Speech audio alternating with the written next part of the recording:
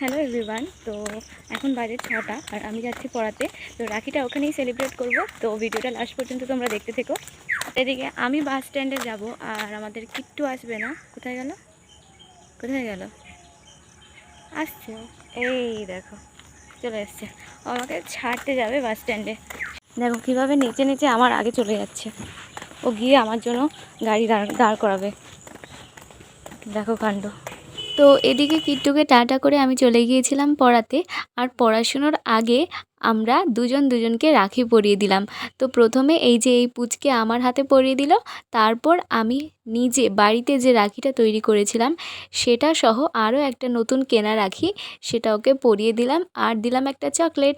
রাখি পরিয়েছি আর মিষ্টি মুখ হবে না তা কী করে হয় বলো? তো যাই হোক, এরপর ওর দিদিকে রাখি পরিয়ে দিলাম। হ্যাঁ, একটা ওই কেনা আর একটা আমার তৈরি। তো দুজনের হাতটা দেখো কেমন সুন্দর লাগছে, তাই না? তো ওদেরকে ছুটি দিয়ে চলে গিয়েছিলাম আমার আরেক স্টুডেন্টের বাড়ি।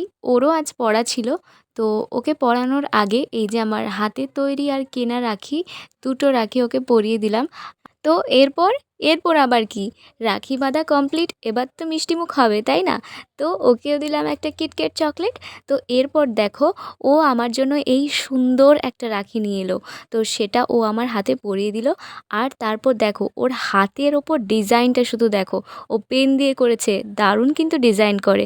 তো ও আমাকে রিটার্ন গিফট একটা চকলেট দিল। তারপর ওকে পড়ানো শেষে কিছু টিফিন করে নিলাম।